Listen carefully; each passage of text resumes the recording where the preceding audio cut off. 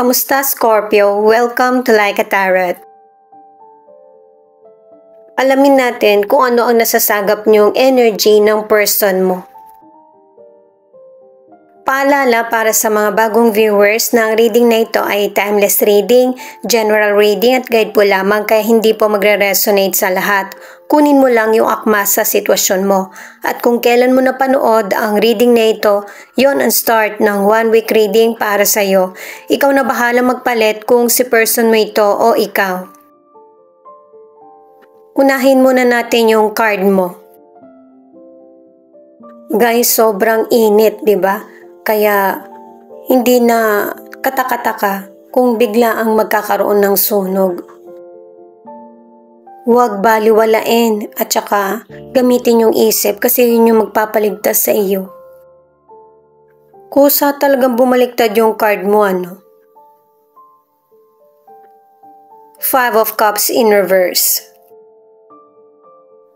Yung nasasagap mong energy ay yung kailangan ng improvement sa buhay, kahit sa paniniwala.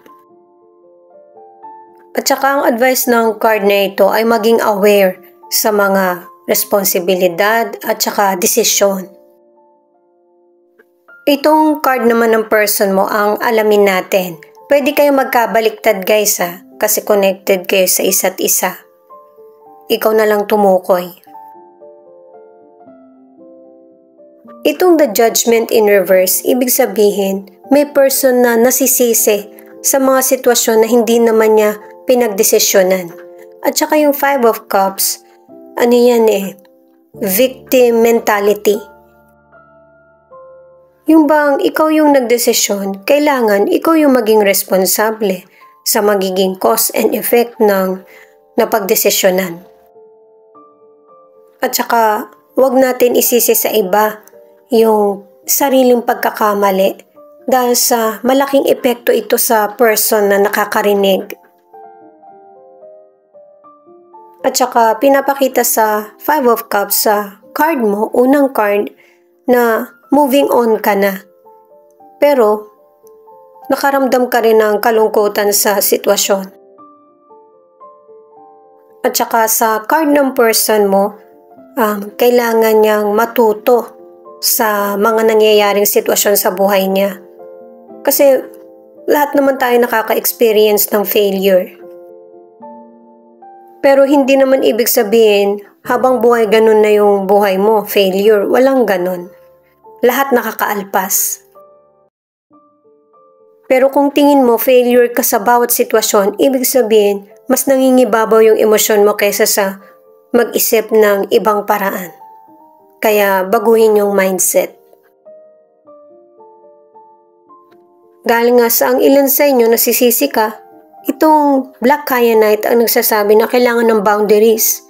Matuto ka ring tumanggi. At saka lahat tayo may kanya-kanyang power. Gamitin mo yung sa iyo. Yung bang karapatan mo bilang tao. Itong next card naman, ang ibig sabihin ay magkaroon ka ng sariling desisyon. Huwag mong iwasan yung sitwasyon kasi kung walang kasagutan, magpapatuloy yung mali. Sobrang connected lahat ng cards mo. Itong next card ay get crystal clear. Base sa booklet kasi binabasa ko sa inyo yung stress mo tsaka pag-aalala, yun yung nagiging dahilan para hindi ka magkaroon ng desisyon para sa sarili. Iwasan mong ma-stress.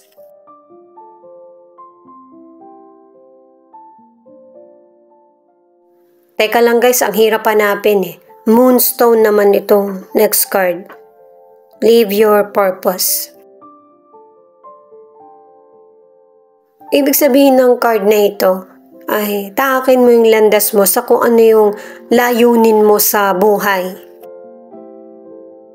Hindi sa kung ano yung dinidikta ng iba o kaya yung naririnig mo or nababasa. Di ba nga kasi ang ilan sa inyo nasisisi ka sa mga pangyayari sa buhay na hindi naman ikaw yung nagdesisyon. Yung card mo ang alamin natin kung bakit ito ipinakita. Five of Cups in reverse.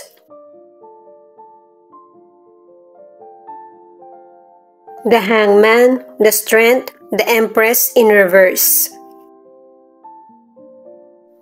Pinapaunawa ng mga cards neto yung buhay natin parang weather. May mga season. Kung hindi mo panahon ngayon, matuto kang mag-let go para hindi ka mahirapan o kaya yung hindi magsisi. At saka, importante yung self-control. Kapag wala kang self-control, hindi rin magiging klaro yung mga decisions mo. At saka lawakan mo yung isip mo at saka pasensya kasi nakadalawang cards ka na hindi pabor sa iyo yung kapalaran sa ngayon. Ang ilan sa inyo sa career, nababagalan ka sa takbo ng career mo. At saka nakadalawang cards ka na tingin mo hindi ka na-appreciate. Pero ang advice ng cards ay huwag ka magkaroon ng biglaang desisyon. Suriin mo muna. At saka, binibigyan ka rin ng advice na kung ano man yung failure ng nakaraan, huwag ito yung maging batayan mo kasi malaki yung potential mo na magkaroon ng trabaho or career na para sa iyo. Sa mga single, nakadalawang cards ka na pipiliin na mag-move forward sa buhay at saka makakakilala ka ng potential person na siya yung magbibigay aliw sa iyo. Siyempre, kung ang ilang single ayaw mo, magpakatotoo ka sa sarili mo. Sasabihin mo dun sa person. Hindi mo kailangan magpanggap or itago kung ano yung totoong feelings mo. Itong card naman ng person mo ang alamin natin. Ituloy ko lang para sa mga nasa relationship. Sa mga nasa relationship, ang ilan sa inyo ay nagkakaroon ng iba't ibang problema patungkol sa emosyon. At ang advice ng cards ay suriin mo kung ano talaga yung pinakapunot dulo ng problema nyo ng person mo. Kailangan mo tong harapin, nakadalawang cards ka na, para mas lalo mong makilala kung ano yung ayaw at gusto ng person mo. Ito kasi yung isa sa magandang paraan para magkaayos kayo or magkaroon ng clarity kung ano ba yung dapat nang kalimutan or ayusin sa relasyon. Guys, kunin nyo lang kung ano yung akma sa sitwasyon nyo at saka ikaw na rin bahala magpalit kung si person mo ito o ikaw.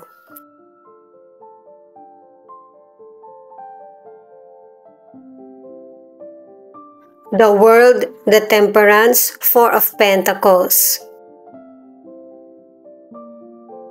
Itong cards naman ng person mo ay yung pag-achieve ng mga pangarap niya. Pwedeng nangyayari na ngayon or mangyayari pa lang kasi kung titingnan mo yung cards, present na ito. Magiging maganda ang karir niya o kaya negosyo or yung pasok ng financial. Kasi alam na ng person mo, yung mga pasikot-sikot sa buhay, marami na siyang natutunan. At kapag nakamit niya yung tagumpay, hindi niya ito pakakawalan. Sobrang iingatan niya ito, kahit sa financial. Ang ilan sa inyo magiging successful ang exam kasi meron kang career na tina-target. Magkakaroon ka ng 2 or 3 option na para matugunan yung kailangan mo na tagumpay. Marami kang pagpipilian na oportunidad. Ang ilan naman sa iyo pagsasabayin mo yung konting negosyo at saka career. At saka naka-4 na cards ka na para sa travel na trabaho na mas magbibigay sa iyo ng malaking income. Sa mga single, nagkaroon na ng clarity kung bakit natapos ang relasyon mo sa nakaraan. Kasi meron kang nakilalang person na mas nagbibigay kulay sa buhay mo. Pero nag-iingat ka pa rin. Sa mga nasa relationship, ang ilan sa inyo, LDR ang relasyon. Sikapin na unawain ang isa't isa, magkaroon ng maraming communication, at saka yung mas piliin nyo maging payapa ang relasyon para sa ikakabuti nyo. Huwag mo rin bigyan ng dahilan na yung person mo ay maging possessive sa iyo or ikaw maging possessive sa kanya. Nakakasakal kasi yung ganong relasyon, lalo na't magkalayo kayo. Alamin naman natin ang mga cards para sa relationship.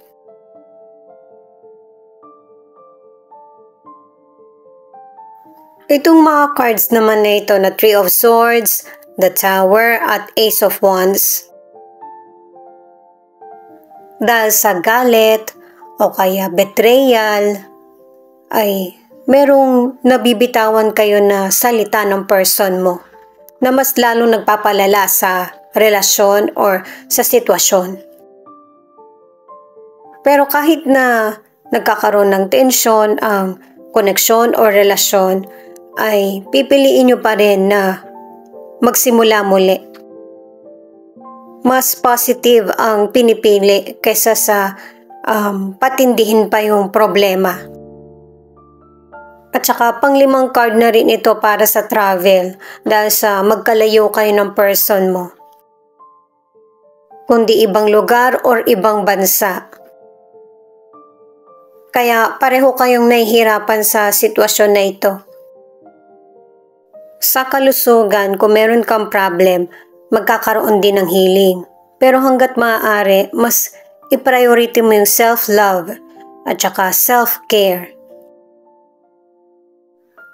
Na para makaiwas ka sa mga major problem sa katawan.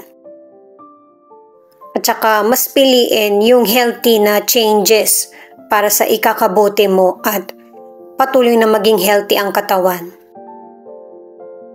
Ang ilan sa inyo ay nagkaroon ng emotional pain, nauwi sa hiwalayan o kaya break up. Kaya ang ilang single, hindi ka basta-basta nakikipagrelasyon, pero soon babaguhin mo itong mindset na ito. Kasi dito na magkakaroon ng realization na deserve mo maging happy. Nakatatlong cards ka na para sa simula ng bagong relasyon, soon. Sa mga nasa relationship naman, ang ilan sa inyo hindi nagkahiwalay, pero pinapaalala ng mga cards na yung relasyon nyo ay merong up and down. Kung naresolbahan yung bagong problema, meron na naman ulit panibagong darating. At ang advice ng cards ay piliin mo kung ano yung makakapagpasaya sa puso mo.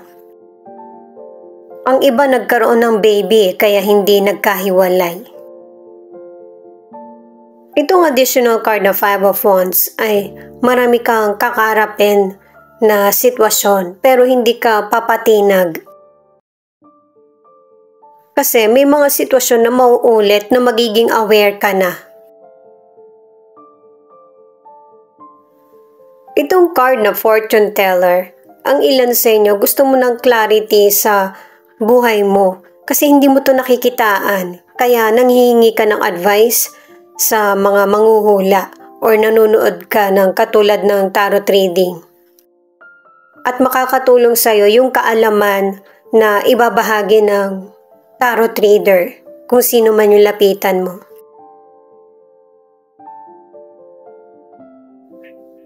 Itong Knight of Swords naman ay maging open ka sa mga kontra na idea. Kasi hindi man ngayon pero may mga idea na makakatulong sa iyo in the future.